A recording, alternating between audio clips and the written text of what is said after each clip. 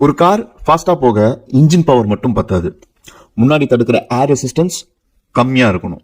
உங்க லைஃபும் அதே பிசிக்ஸ் தான். சில பேருக்கு லைஃப்ல ஹெவி ஃபோர்ஸ் இருக்கும், ஸோ எஃபர்ட்லெஸ்ஸா மூவ் ஆவாங்க. ஆனா பல பேருக்கு இன்ஜின் நல்லா இருந்தாலும் பின்னாடி இருந்து ஏதோ ஒரு இன்விசிபிள் ஃபோர்ஸ் புல் பண்ணிக்கிட்டே இருக்கும். இந்த தான் சயின்ஸ்ல டிராக்னு சொல்லுவோம். இன்னைக்கு உங்க பட்ஜெட்ல இருக்கிற அந்த காஸ்மிக் ஃபோர்ஸ் அண்ட் காஸ்மிக் டிராக பத்தி தான் பேச போறோம். இது புரிஞ்சுக்கிட்டா உங்க லைஃபை நீங்களே ஜெட் ஸ்பீட்ல மூவ் பண்ணலாம்.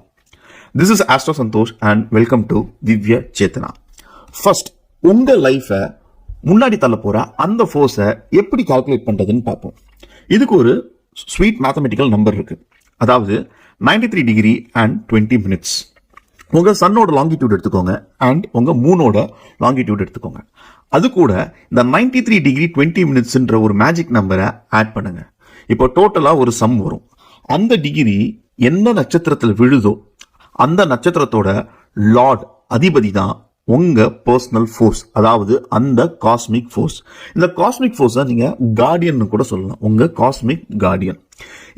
அதாவது இந்த 93 டிகிரி 20 மினிட்ஸ்ன்றது ஒரு ரேண்டம் நம்பர் கிடையாதுங்க. இதுதான் உங்க லைஃபோட ஒரு டிவைன் பேட்டரின்னு கூட சொல்லலாம். அதாவது இந்த 93 டிகிரி 20 மினிட்ஸ்ல தான் நீங்க காலபுருஷனோட 0 டிகிரியிலேருந்து கவுண்ட் பண்ணும்போது இது 3ஆம் வீடான கடகம் அப்படின்ற ஒரு வீட்டில் பூசம் அப்படின்ற ஒரு நட்சத்திரத்துல வீழும். இப்போ உங்களால கனெக்ட் பண்ண முடியும். பூசம் யாரோட நட்சத்திரம்? சனி பகவானோட நட்சத்திரம். ஆனா அந்த பூசத்துல உச்சமாகிற கிரகம் யாரு? குரு பகவான் உச்சமாகிறாரு. அப்புறம் பூச நட்சத்திரத்தோட அர்த்தம் என்னன்னு பாத்தீங்கன்னா நரிஷ்மெண்ட். ஓகேங்களா? பால். அந்த பூச நட்சத்திரத்தோட சிம்பிள் என்ன கொடுத்துருப்பாங்கன்னா மாட்டோட அந்த பால் பைய தான், அதாவது இந்த மில்க் அடர் அப்படின்னு சொல்லுவாங்க, அந்த பால் வர இடத்த தான் சிம்பிளா கொடுத்துருப்பாங்க. எப்படி ஒரு ஜெட் இன்ஜினுக்கு ஃபியூயல் நரிஷ்மெண்ட் தருதோ அதே மாதிரி தான் உங்க ஸ்பிரிட் அண்ட் மைண்ட் மெர்ஜ் ஆகிற இந்த ஸ்பாட் தான் உங்களுக்கு மொமெண்டம் தரும். ஃபோர்ஸ் ஆக்டிவா இருந்தா nothing is going to stop your luck. Cosmic force பத்தி சொல்லிட்டோம். இப்ப காஸ்மிக் டிராக பத்தி பார்ப்போம். எந்த ஒரு ஆக்ஷனுக்கும் ஒரு ஆப்போசிட் ரியாக்ஷன் இருக்கும். இதுதான் சயின்ஸ். அதாவது for each and every action there is an reaction. அப்போ நம்ம ஃபோர்ஸ்ன்னு சொல்லும் போது ஒரு டிராக் கண்டிப்பா இருக்கும். நம்ம முன்னாடி போகும்போது ஆப்போசிட் டைரக்ஷன்ல ஒரு சைலண்ட் ஃப்ரிக்ஷன் கிரியேட் ஆகும். இதை தான் காஸ்மிக் டிராக்னு சொல்றோம். இவரு வெறும் பணத்தை திருட மாட்டாரு, உங்க மூமெண்டமை ஸ்லோ பண்ணுவார். நல்லா போயிட்டு இருக்க ரிலேஷன்ஷிப்ல சடனா ஃப்ரிக்ஷன் கிரியேட் ஆகும், கேரியர்ல ஸ்டாக்னேஷன் வரும், ஹெல்த் டிராக் ஆகும். நீங்க ஸ்பீடா போற நினைக்கிற ஒவ்வொரு டைமும் இந்த டிராக் உங்களையே உங்களுக்கு தெரியாம புல் பண்ணும். இந்த டிராகை எப்படி பிஎஸ் பண்றது, இந்த டிராகை எப்படி தடுக்கிறது, இங்கதான் ஒரு பெரிய சீக்ரெட் இருக்கு. தைப்பூசம்ன்ற ஃபெஸ்டிவல் எல்லாருக்குமே தெரியும். ஆனா தைப்பூசம் வெறும் ஒரு ஃபெஸ்டிவல் மட்டும் இல்ல, it is the only day where the universe provides and reset. இயற்கையாவே அந்த ஒரு நாள்ல தான் ஒரு ரீசெட் நடக்கும். சூரபத்மன் ஒரு அசுரன் எல்லாருக்கும் தெரியும்.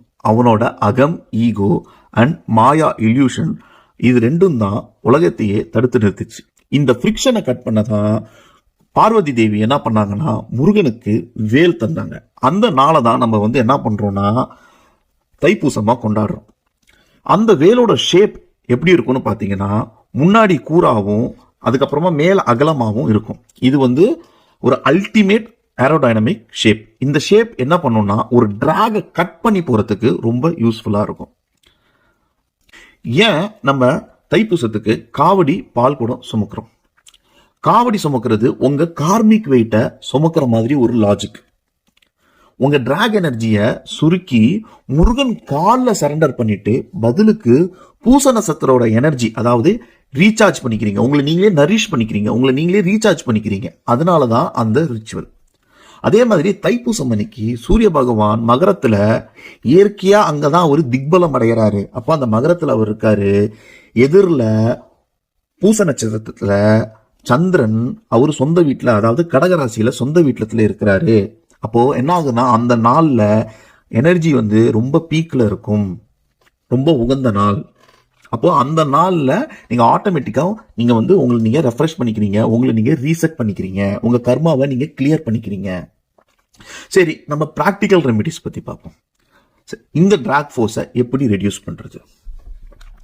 உங்க டிராக் பிளானட் ரூல் பண்ற அந்த நாள்ல, ஃபார் எக்ஸாம்பிள் சாட்டன் அப்படின்னு எடுத்துக்கிட்டோம்னா சாட்டர்டே, அந்த நாள்ல மேஜர் லைஃப் டிசிஷன்ஸை அவாய்ட் பண்ணுங்க.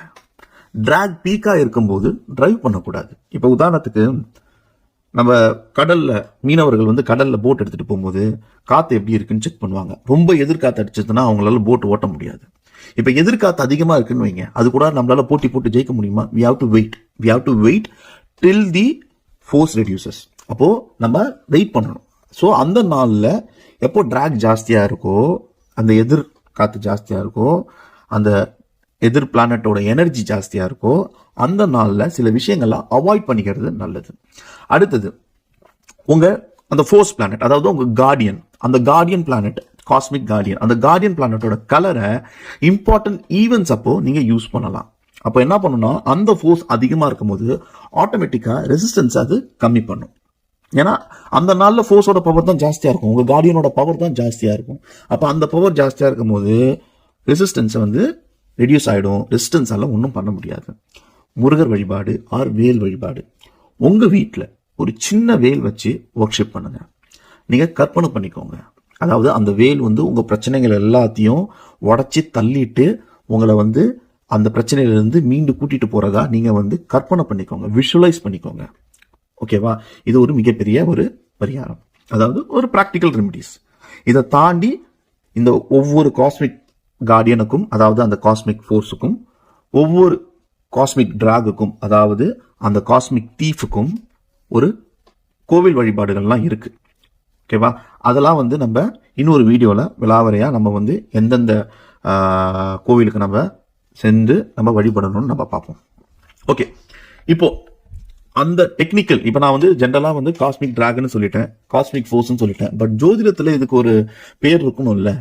அது என்னன்னா, அவங்க தான் உங்க யோகி அண்ட் அவயோகி. உங்க காஸ்மிக் ஃபோர்ஸ் தான் யோகி, உங்க காஸ்மிக் டிராக் தான் அவயோகி, அந்த காஸ்மிக் கார்டியன் தான் யோகி, அந்த காஸ்மிக் தீஃப் தான் அவயோகி. அப்போ உங்க நட்சத்திரத்துல அதாவது சூரியன் எந்த பாகையில இருக்காரோ அந்த பாகையும், சந்திரன் எந்த பாகையில இருக்காரோ அந்த பாகையும் ரெண்டுத்தையும் ஆட் பண்ணி அது கூட வந்து 93 டிகிரி 20 மினிட் அப்படின்ற ஒரு நம்பர் ஆட் பண்ணீங்கன்னா என்ன டிகிரி வருதோ அதுதான் உங்க யோகி. அந்த நட்சத்திரத்தோட அதிபதி தான் உங்க யோகி. அந்த நட்சத்திரத்துல இருந்து 6வது நட்சத்திரம் தான் உங்க அவயோகி. இதுதான் யோகி அண்ட் அவயோகி. இது எப்படி கண்டுபிடிக்கலாம்னா, நீங்க பிறந்த நாள் அன்னைக்கு பஞ்சாங்கத்துல யோகம் அப்படின்ற ஒரு ஃபேக்டர் இருக்கும். அந்த யோகத்தை நீங்க போட்டீங்கனாலே உங்களோட யோகி என்ன அவயோகின்னு என்னன்னு டிஃபால்ட்டா கொடுத்துருவாங்க. அந்த லிஸ்ட் நான் என்னோட வீடியோல கடைசியா நான் வந்து கொடுக்குறேன். நீங்க அதை பார்த்து உங்க யோகி என்ன அவயோகி என்னன்னு நீங்க செக் பண்ணிக்கலாம். இப்ப இன்னொரு இதுல ஒரு கேள்வி வரும், ஏன் 6வது நட்சத்திரம்? ஜென்ரலா 6th ஹவுஸ் தான் ஸ்ட்ரகிள் அண்ட் ஃப்ரிக்ஷன். எப்படி காலபுருஷத்துல வந்து 6ஆம் வீடு வந்து ஒரு மனுஷனோட கஷ்டங்களையும், ஒரு மனுஷனோட கடன்களையும், ஒரு மனுஷனோட வம்பு வழக்கு பிரச்சனைகள் எல்லாம் சொல்லுதோ, அந்த 6th ஹவுஸ் தான் அந்த ஸ்ட்ரகிள் அண்ட் ஃப்ரிக்ஷன். சில பேருக்கு இந்த யோகி அண்ட் அவயோகி ஒரே ஹவுஸ்ல இருக்கலாம். அப்படி இருக்குதுன்னா அவங்க சண்டை போட்டுட்டு இருக்காங்க. ஒரே நேரத்துல ஆக்சலரேஷனையும் ஒரே நேரத்துல பிரேக்கையும் சேர்த்து போடுறதுக்கு சமம். அங்க உங்க சார்ட்ல ஒரு பாடி கார்டு இருக்காரு. இந்த மாதிரி சிச்சுவேஷன்ல இந்த மாதிரி யோகியும் அவயோகியும் ஒரே வீட்டில் இருந்தாருன்னா அப்போ உங்க சார்ட்ல ஒரு பாடி கார்டு இருப்பாரு. அந்த பாடி கார்டு யாரு? அவர் எப்படி உங்க யோகியும் அவயோகியும் கண்ட்ரோல் பண்றாரு அப்படின்னு தெரிஞ்சுக்க மை பாடி கார்டுன்னு கமெண்ட் பண்ணுங்க. உங்க பர்த் டீடைல்ஸை ஷேர் பண்ணுங்க. நெக்ஸ்ட் வீடியோல நாம உங்க பர்சனல் ப்ரொடெக்டரை எப்படி ஆக்டிவேட் பண்றதுன்னு நம்ம பார்ப்போம்.